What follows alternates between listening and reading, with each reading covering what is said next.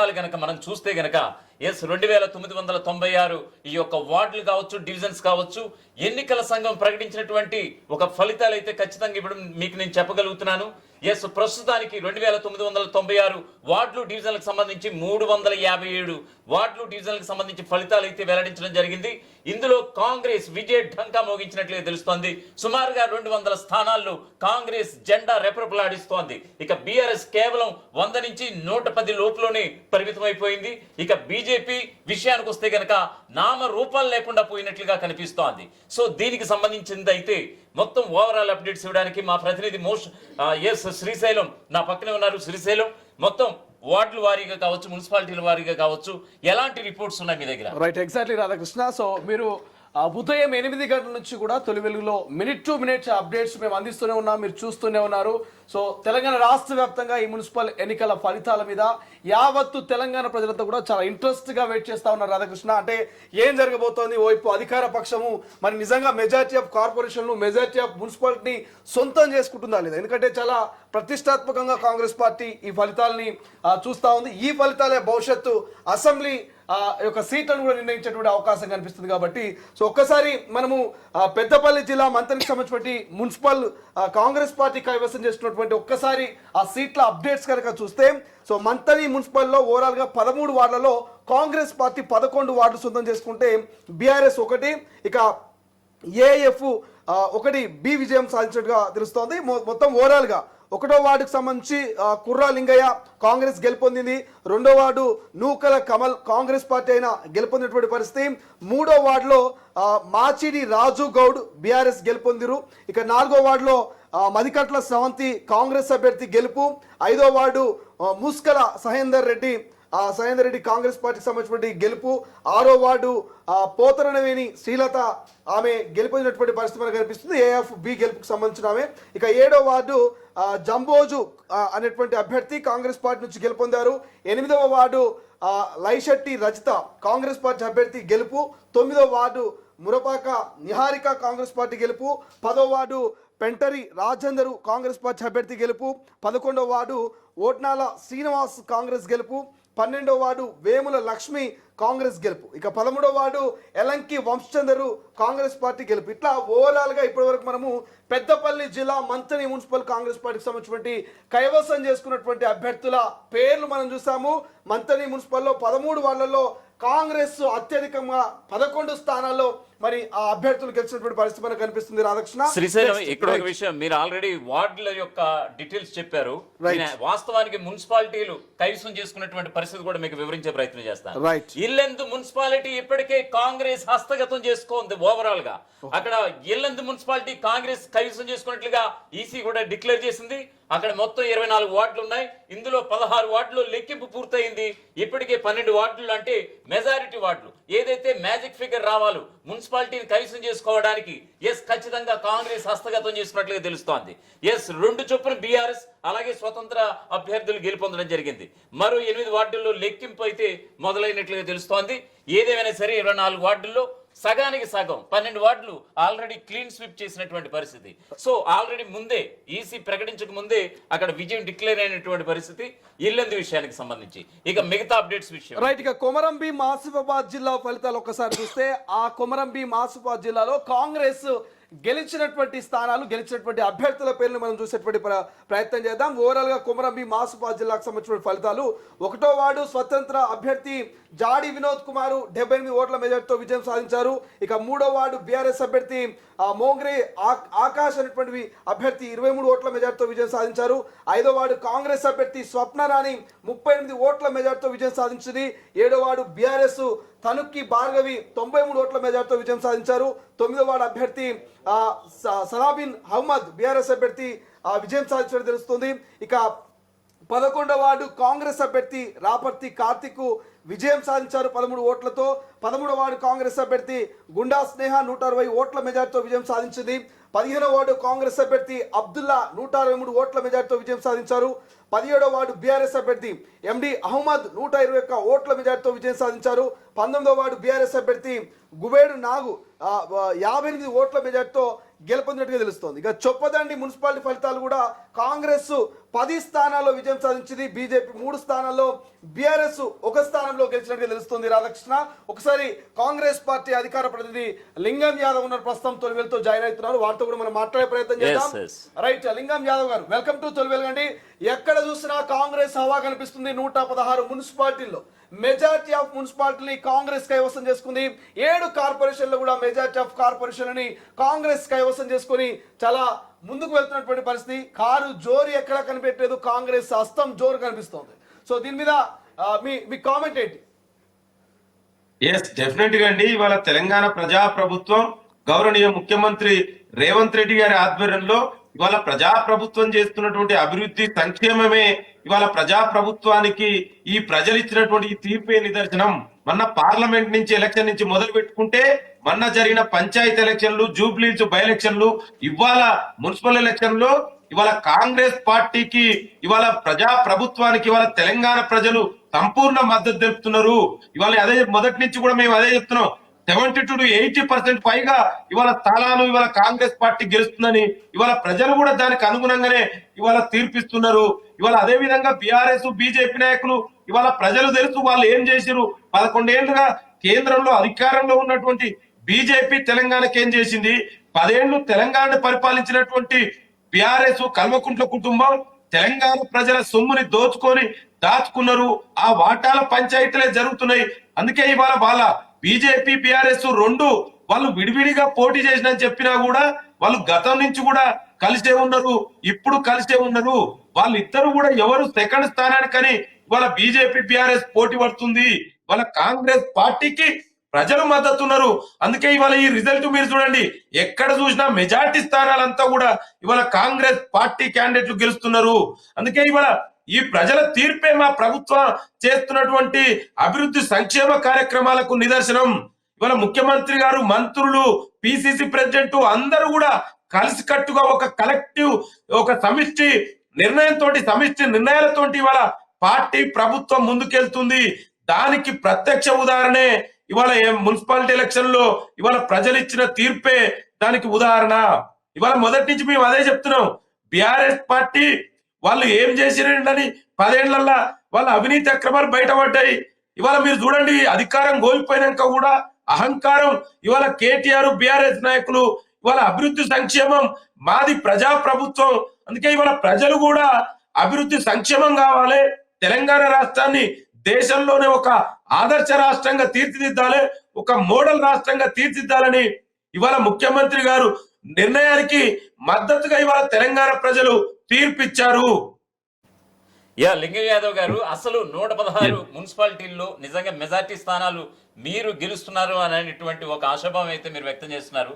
So గెలుపుకి మీకు ప్రధానమైనటువంటి కారణాలు ఏమై ఉండొచ్చు అంటారు? అంటే మీరు తీసుకున్నటువంటి సంక్షేమ పథకాల్లో ఏది ప్రజల్లోకి బాగా వెళ్ళగలిగింది? ఎస్, డెఫినెట్ గా అండి, అదే చెప్తున్నా. ఇవాళ ముఖ్యమంత్రి గారు ఇవాళ మంత్రి మండలి అందరూ కూడా ఇవాళ కలిసికట్టుగా మేము ఒకటేనండి, కాంగ్రెస్ పార్టీ ప్రభుత్వం అభివృద్ధిని నమ్ముకున్నాం, సంక్షేమాన్ని నమ్ముకున్నాం. మేము ఎక్కడ కూడా ఇవాళ గతంలో లెక్క నియంతృత్వ పోకడలు కాకుండా ప్రజల మధ్యలో ఉండుకుంటూ ప్రజలకు ఇచ్చినటువంటి హామీలు ఇవాళ మీరు చూడండి.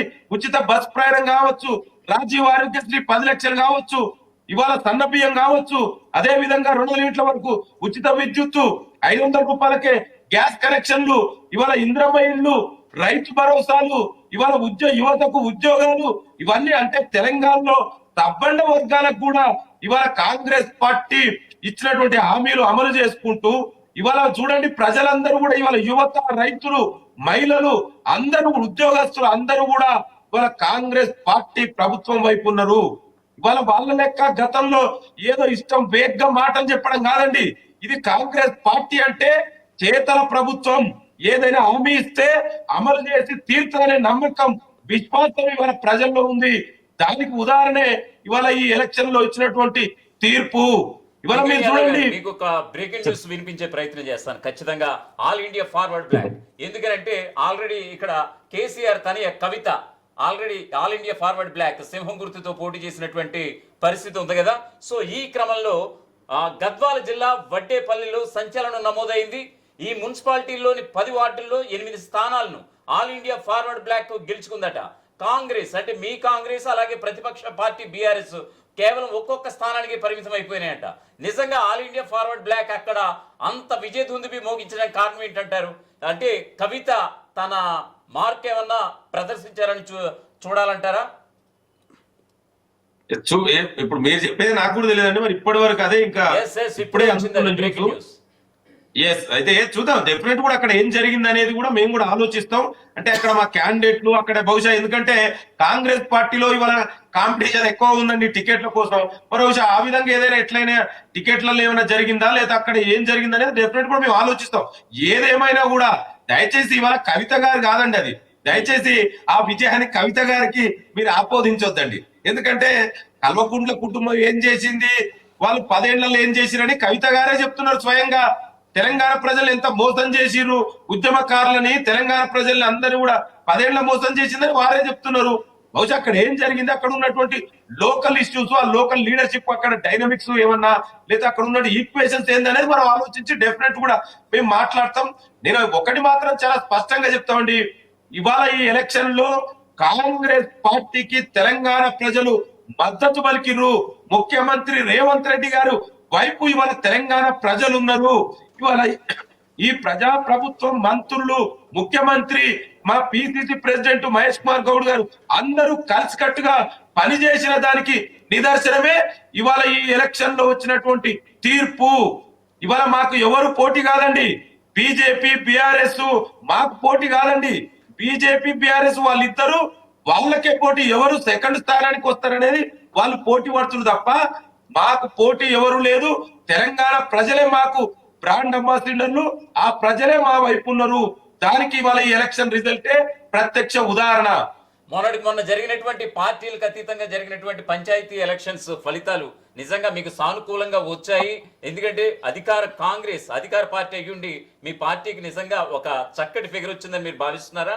మరొక వైపు 116 మున్సిపాలిటీలు 7 కార్పొరేషన్కి సంబంధించి ఎన్ని వస్తాయి ఎగ్జాక్ట్ గా అని మీరు ఫీల్ అవుతున్నారు కాంగ్రెస్ పార్టీ తరఫున? డెఫినెట్ నేను అదే చెప్తున్నాను, ఇవాళ పార్లమెంట్ ఎలక్షన్ నుంచి మొదలు పెట్టుకుంటే పంచాయతీ ఎలక్షన్ల వరకు, మొన్న జరిగినటువంటి జూబ్లీస్ బై ఎలక్షన్ వరకు కూడా ఎలక్షన్ ఏదైనా కూడా ఇవాళ తెలంగాణలో గెలిచేది గెలవబోయేది కాంగ్రెస్ పార్టీ.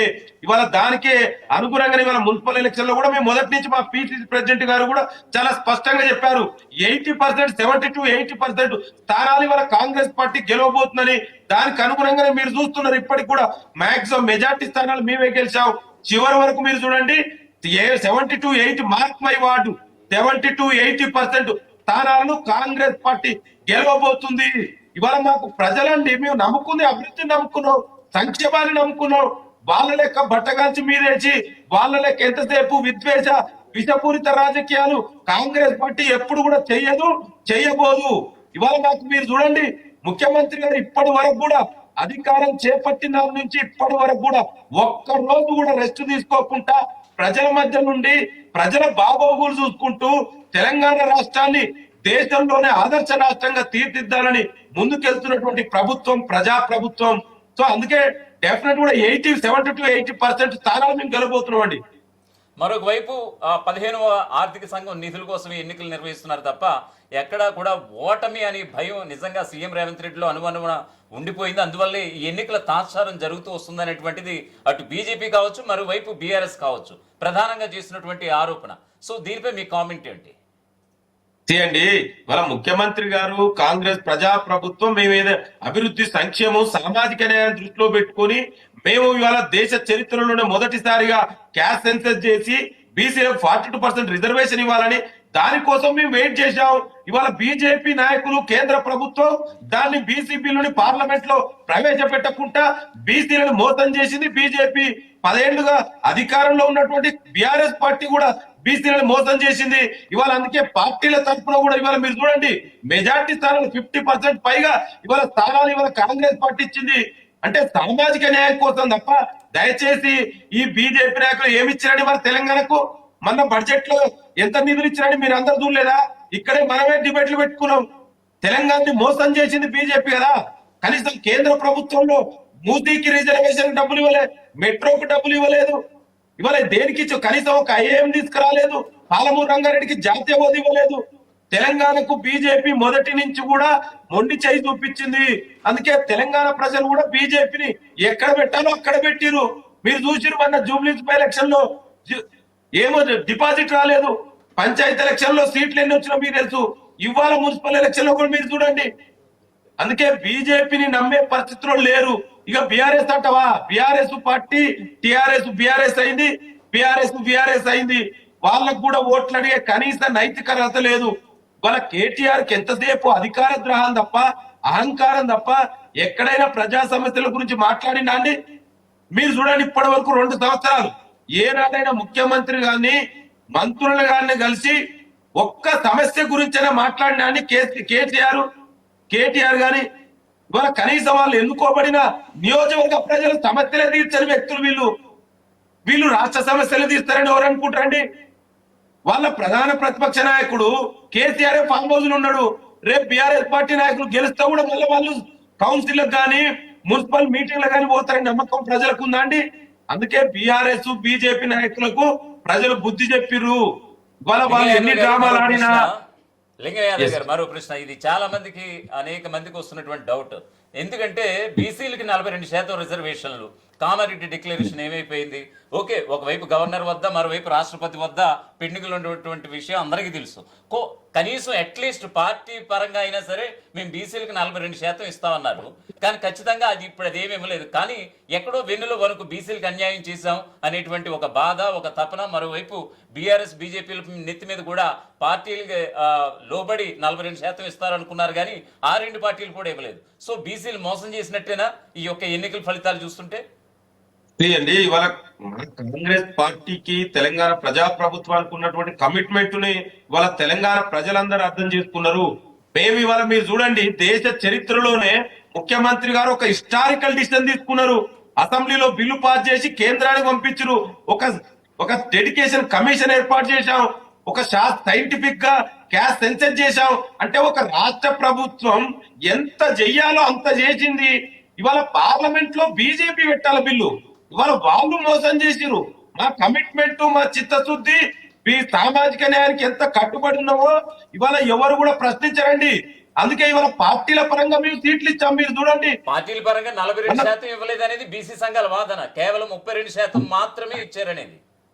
లేదండి, పార్టీ పరంగా మేము అంతకు మించే సీట్లు ఇచ్చాము. మీరు మన పంచాయతీ ఎలక్షన్ లో కూడా చూసుకోండి, ఇవాళ మున్సిపల్ ఎలక్షన్ లో కూడా చూడండి. ఎస్సీ ఎస్టీ ఓటర్లు చాలా తక్కువగా ఉంటారు, ఇది అందరికీ తెలిసినటువంటి విషయమే. షెడ్యూల్ ట్రైబ్స్ కానీ, షెడ్యూల్ క్యాస్ట్ కానీ. సో ఉన్నది తెలంగాణలో మెజారిటీ ఓటర్లు ఎవరన్నా ఉన్నారని అంటే కనుక అది ఖచ్చితంగా బీసీ వాళ్ళని.